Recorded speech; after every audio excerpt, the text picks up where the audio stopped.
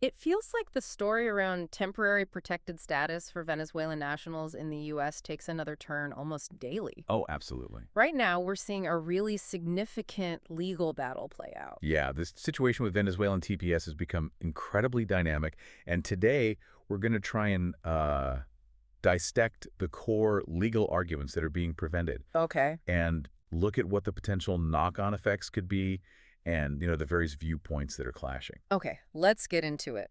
For this deep dive, we've pulled together some key documents. We've got the latest updates from SCOTUS blog, Uh-huh. the actual application that Secretary Noem filed with the Supreme Court, friend of the court briefs from members of Congress, as well as groups supporting the government. Right, the amicus briefs. Exactly. Yeah. And crucially, the response brief from the National TPS Alliance. Yeah. Our goal today is to really clarify the central legal points, understand how this might impact people's lives, and just see how different the perspectives are on this critical issue. Okay, done good. Let's maybe start with some essential background first, just to make sure we're all on the same page. Good idea. So, the initial grant of TPS for Venezuela, that happened back in 2021. And it set a specific date for who was eligible. Right. Then, in 2023, there was a redesignation. That meant people who arrived later could also apply. So, two different groups, essentially. Exactly. And it's important to remember that the 2021 designation, that one's been extended and is currently set to expire in September of 2025. Okay, so that one's still running for a while. For now, yes. Now, here's where things get complicated. Back in January of this year, 2025, the then Secretary Mayorkas extended the 2023 designation. Correct. But that extension was later reversed, vacated, by the current Secretary of Homeland Security, Kristi Noem. That's right. And that's really what kicked off this current legal fight we're looking at today. Okay. Secretary Noem, referencing a notice in the Federal Register from February 3rd, 2025, she decided to vacate that extension of the 2023 designation. And in her application to the Supreme Court, she outlined several key reasons for making that decision.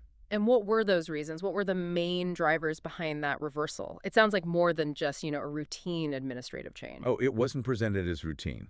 Secretary Noem expressed concerns about what she described as a novel, consolidated registration process Okay. that the previous administration had put in place. She suggested it could lead to confusion, maybe potential fraud. Uh-huh. But more broadly, she argued that ending the 2023 designation was in the national interest. The national interest, that sounds quite broad. What did that entail? Well, as she presented it, it covered a range of factors. Things like immigration policy generally, public safety concerns, specifically mentioning the Tren-de-Aragua gang, I see. economic considerations, Yeah. and also the sort of overarching idea of prioritizing American interests. Okay. And because of all that, the termination of the 2023 designation was scheduled for April 7th, 2025. So a pretty wide set of justifications for changing course there. But this decision didn't just stand, did it? No, it didn't. That's where the National TPS Alliance stepped in to challenge it. Precisely.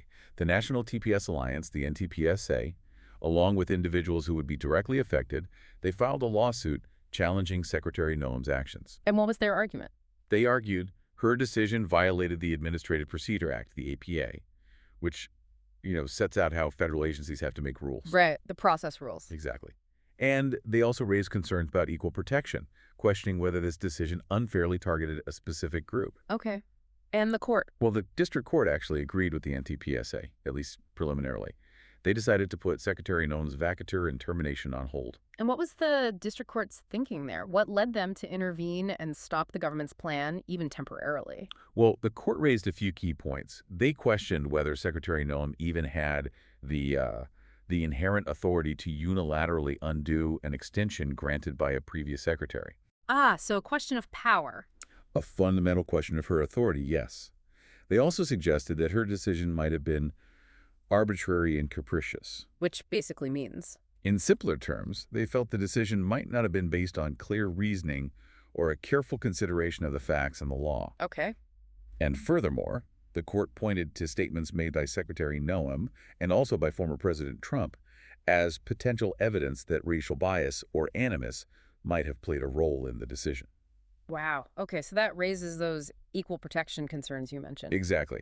And as a result of all this, the district court issued a nationwide preliminary injunction. Nationwide. meaning the termination was blocked for everyone holding TPS under that 2023 designation across the whole country. Correct. A significant step. But the government appealed that decision. Right. They didn't just accept it. No, they didn't. They immediately asked the Ninth Circuit Court of Appeals to put the district court's order on hold to grant a stay while they pursued their appeal. And what happened there? The Ninth Circuit denied that request. And interestingly, it was a very brief decision, just 1 page long. 1 page. That's short. Very short. They basically just stated that the government hadn't shown that it would suffer irreparable harm if this stay wasn't granted. That irreparable harm standard again. Yeah. Crucial in these stay requests. Very crucial. So the government wasn't successful in either the district court or the Ninth Circuit Court of Appeals on getting this pause. That brings us to the Supreme Court. That's right. The next step was an emergency application to the highest court. What exactly did Secretary Noem ask the Supreme Court to do? She applied for an emergency stay of the district court's order, essentially asking the Supreme Court to step in and temporarily allow the vacatur and termination of the 2023 TPS designation to go forward while the whole legal battle continued in the lower courts. Okay. And what were the government's main arguments to the Supreme Court? Why did they think the Supreme Court should grant this emergency stay? They made several arguments. First, they claimed they were likely to ultimately win their appeal on the merits.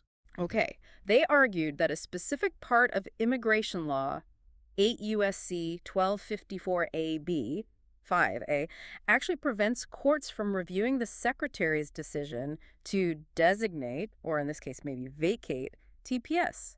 So basically saying, courts, you don't even have jurisdiction here. That's a key part of their argument, yes. That judicial review is precluded. They also argued that the district court was just wrong in how it applied equal protection principles. And what about the harm argument? That seemed important for the Ninth Circuit. Yes, the government also argued to the Supreme Court that they would be irreparably harmed if the stay wasn't granted, contrary to what the Ninth Circuit found. Okay. And finally, they asserted that the public interest favored granting a stay.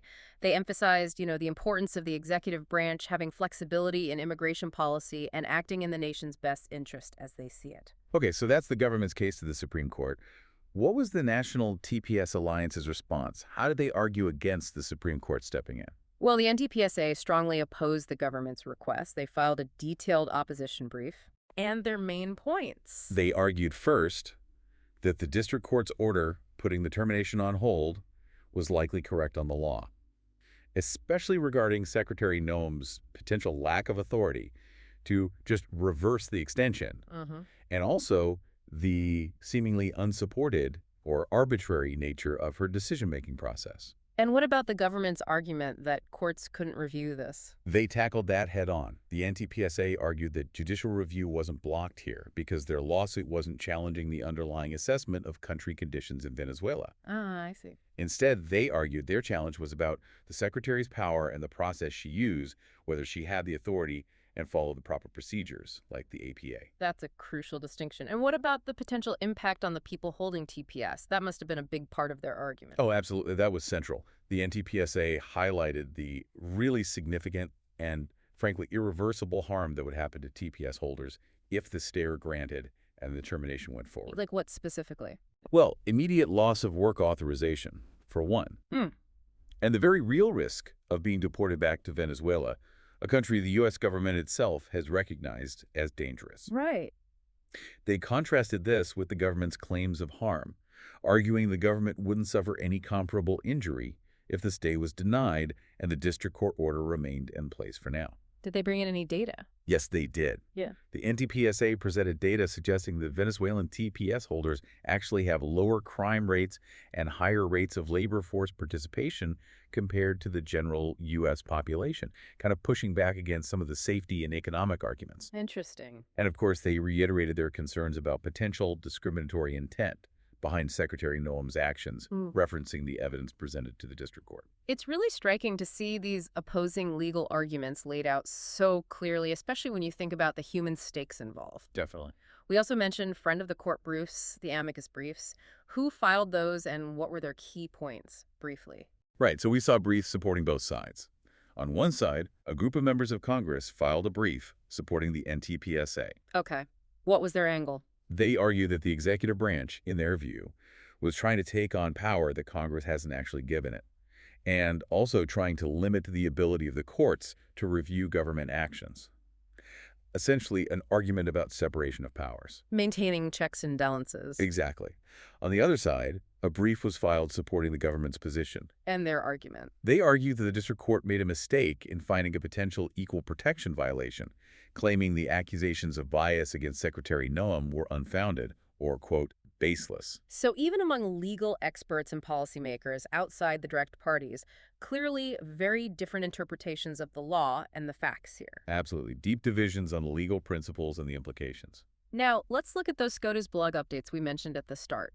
What's the very latest information we have as of today, May 21st, 2025?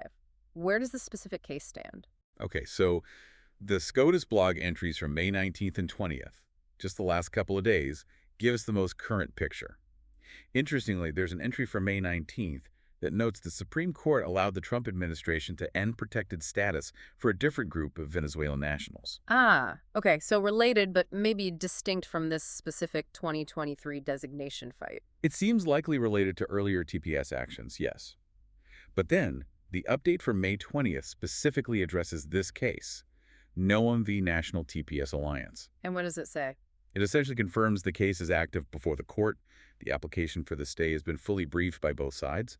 But crucially, as of this moment we're talking, the court hasn't announced a decision on Secretary Noem's request for that emergency stay. Right. So as we're having this conversation today, the Supreme Court hasn't yet decided whether to put the lower court's order on hold. Correct. The decision is pending. Which leaves a lot of uncertainty for a lot of people. A huge amount of uncertainty. You really have this central tension playing out.